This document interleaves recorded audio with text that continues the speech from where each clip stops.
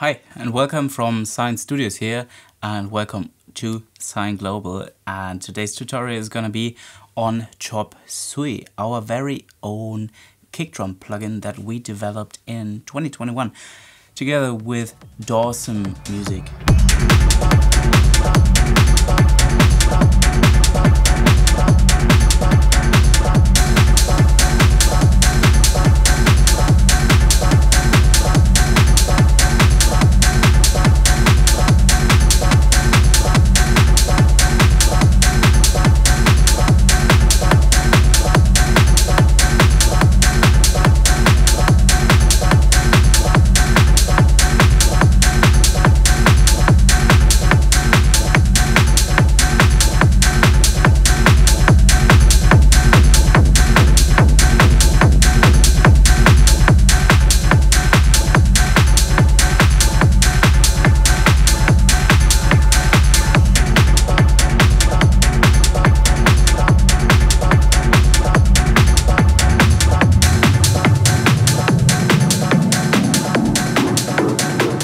So, 2021, Peter from DAWESOME Music contacted us and proposed to make a plugin together, and that plugin follows our philosophy on kick drum design that has been developed by Björn in over 20 years of techno and thus kick drum production. So that is splitting a kick drum into three components.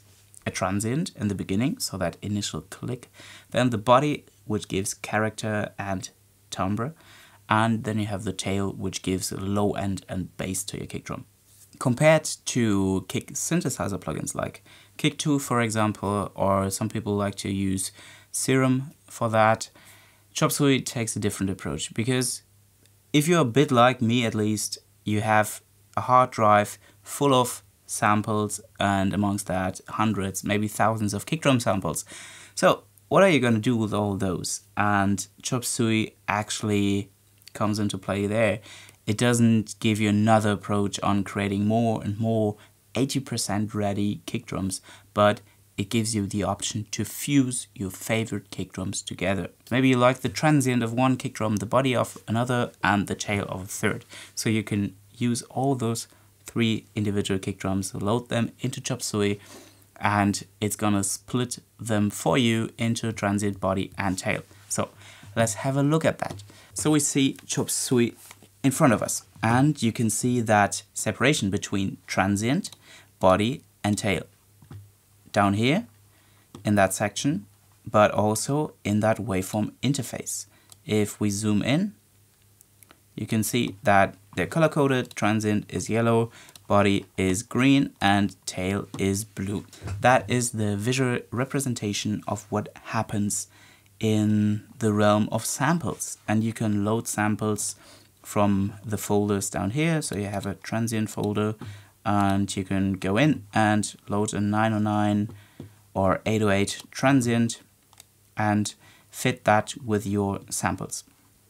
This is the init patch, so the default patch of Chop Suey, which comes close to a 909 style kick drum, and you can go in and swap out samples like this, for example, and fit them together by moving around those crossfaders, for example, and extending the length of your transient maybe, or shortening your body and pitching around your tail. That is, in general, the approach to Chop Suey. If you click on those fader heads up here and drag those down, you can steepen and flatten the crossfade curves.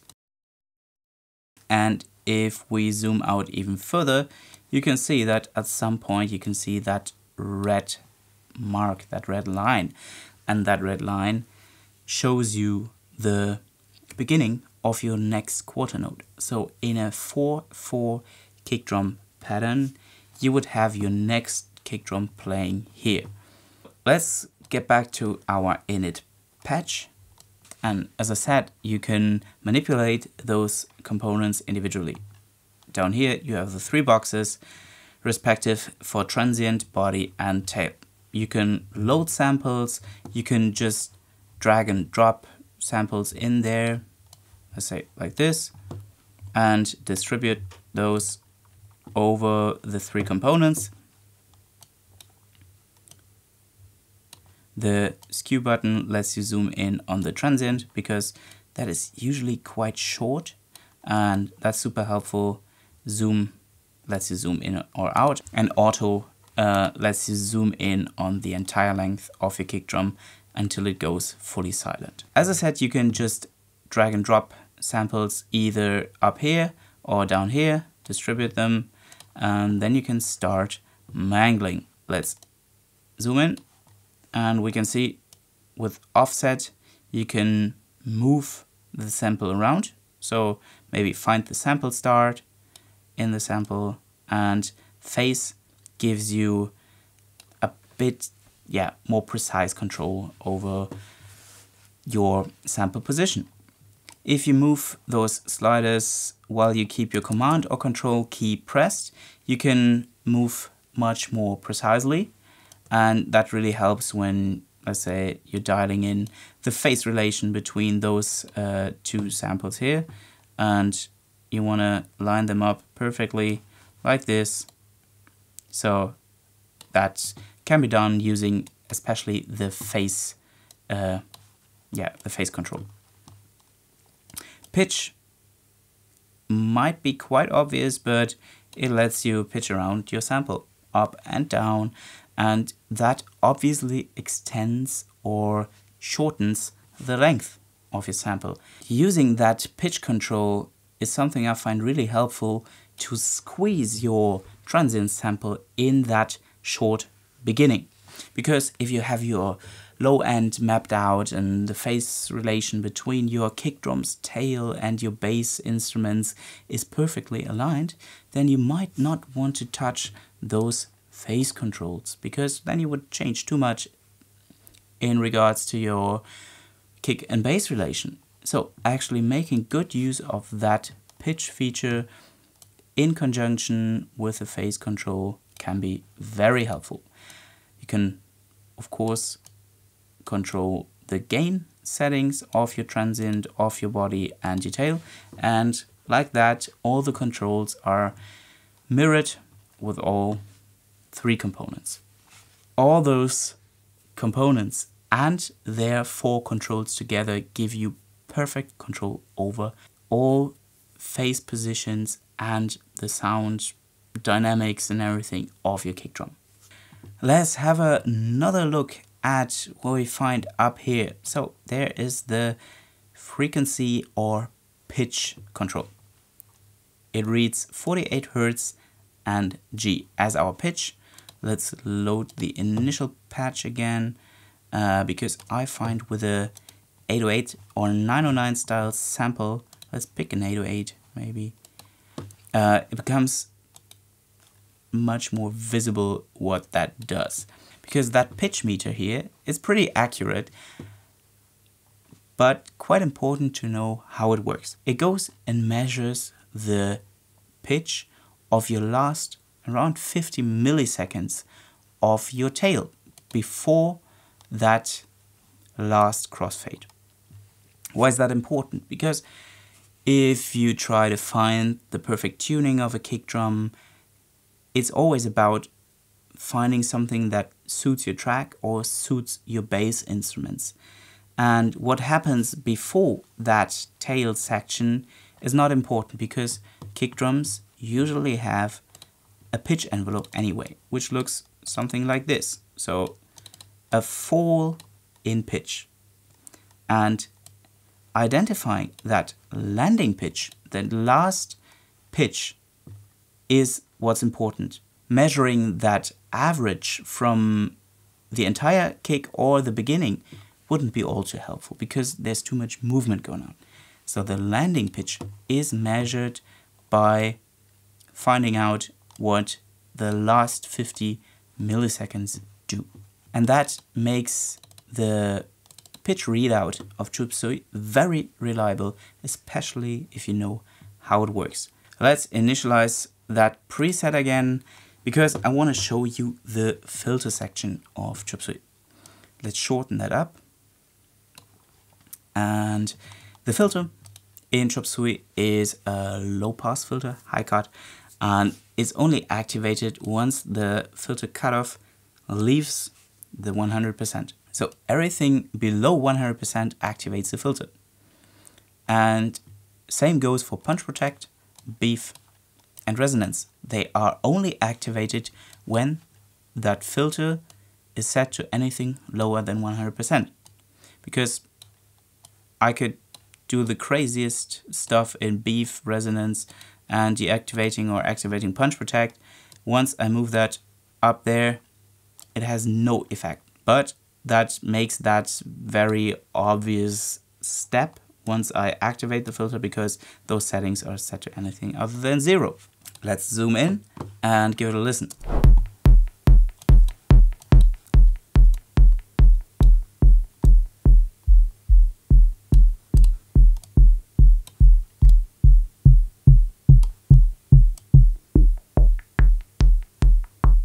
So, filter cutoff and resonance are pretty obvious in conjunction, and the beef is a drive stage of our filter. So we can drive and distort our signal by driving our filter. And it creates some really nice upper harmonics and overtones.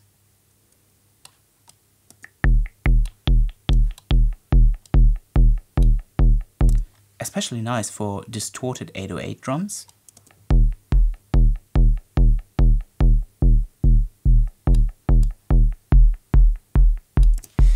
So what is the punch protect? The punch protect enables you to manipulate your signal using the filter without affecting the low end. That is pretty much a split between the below 120 to 150 Hertz region, which stays unaffected by the filter, and everything above that is manipulated by the filter. So I could do the craziest stuff in resonance and beef, and let's, keep it a bit more quiet.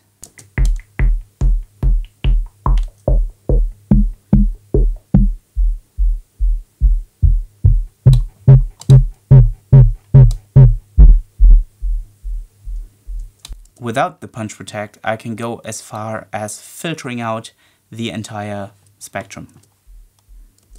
While with punch protect, it's always gonna preserve my lower and sub-bass region. So that is the filter section, and we're moving onwards down the line to glue and gain. So gain is quite self-explanatory, as it gives you control over regulating the gain, the volume, before leaving through the output, because you still have the output gain up here, but there's a clipping stage in between, and you can activate or deactivate that digital clipping stage. If you want to create some further harmonic overtones in your kick drum, you can drive the gain into the clip, and it also becomes visual up here. As you can see, the waveform is clipped, visually clipped, and even more obvious if we take the glue. And if we deactivate the clip, it just runs out, exceeding the 0 dB threshold, and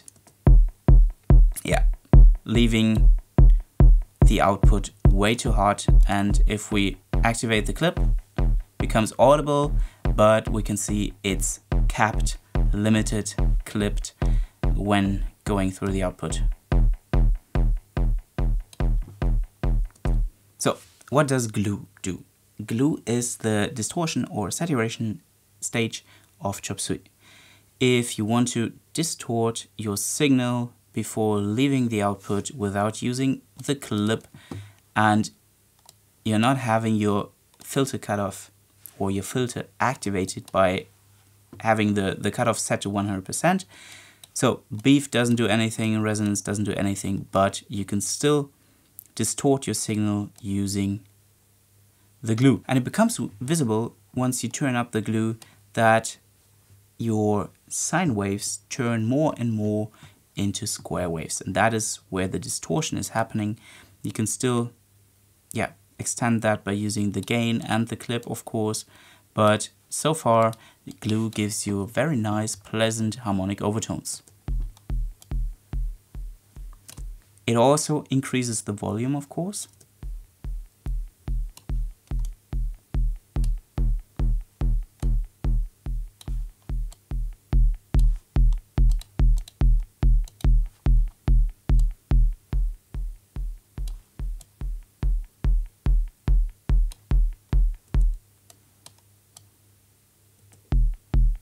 So yeah, you can see and hear the difference that makes. Let's give a quick rundown to the top section of Chop Suey as well.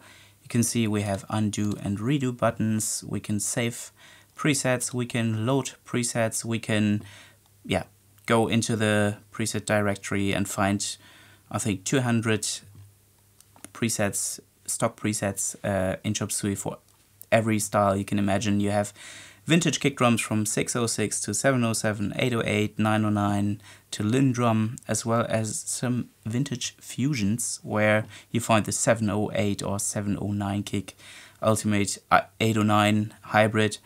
And then you have Techno Kick drums, you have snappy kicks, saturated kicks, or knocky and muffled kicks, which are displayed in that fashion that we describe the characteristics and not fully assign them to any genre, because we don't want to limit you in what you do with them. As well, on top you have the BPM counter, which can be synchronized to the host tempo. You can change that individually, but you can always sync that back to your host tempo.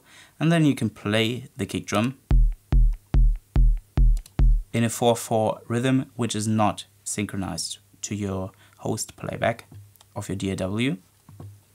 And the maybe coolest feature of Chop Suey is that you can export the kick drum, the finished waveform, by dragging the logo into your session. And what I really love about that is that it always is the exact same as visually represented in the waveform interface. So whatever you do, every little move you make is instantly, in real time, printed into the visual representation of your kick drum.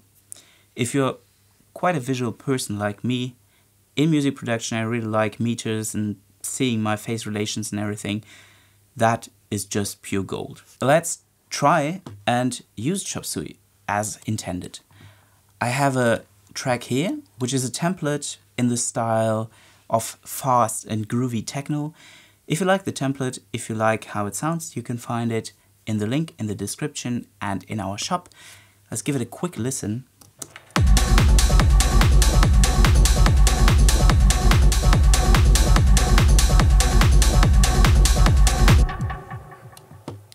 Okay, and the original kick drum of that track, of that Ableton Live project file, comes from Simple. You can see that down here the processing chain is quite minimal, and I copied that over to our Chop Suey track. So the kick drum, the original kick drum, I rendered into audio, and let's go into Chop Suey, initialize the patch, and import that kick drum. We drop it on the transient, and then we can use those arrows to distribute the kick drum over the three components. So what we have to do now is extending the length of a kick drum, and it is quite extensive. It exceeds the 1/4, the quarter note by far, and we're trying to minimize that and have it end exactly on the quarter note so the kick drums don't run into each other. We can see the pitch is G, 48 Hertz, and if we compare those right now,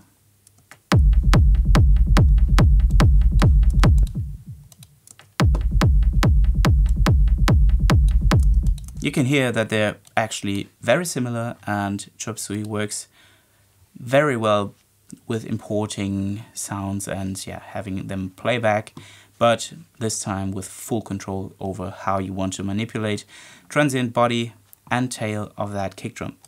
So let's zoom in, and we can of course go and distort all that.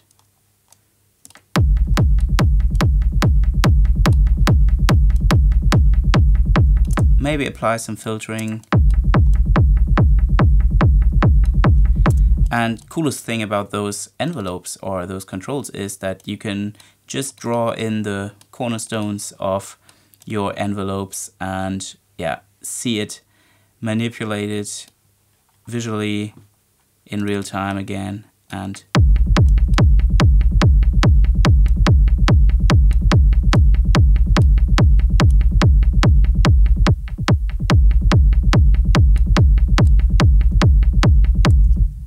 maybe we can try to just load in some other tail samples from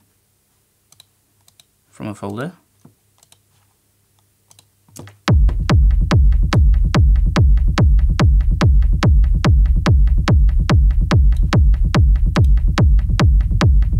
Oh, I like that.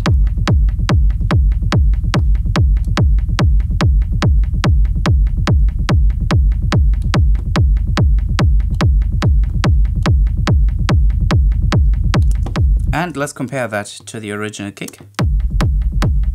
That's much more clicky.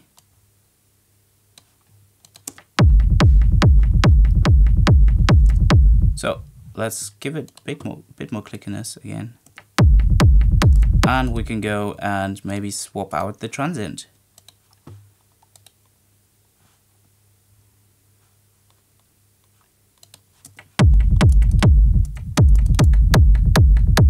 Oh yeah, that might be working. Let's give it a listen.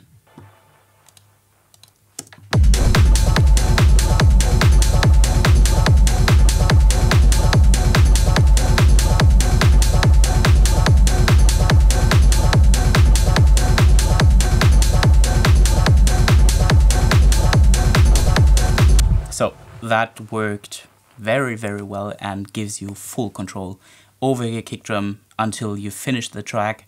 And even if your last move of finishing the track is swapping out the transient because you think, I like the kick drum in the beginning, but now I think the transient sucks and I need a new one, you can just swap it out. Yeah, and then send your track out to mastering.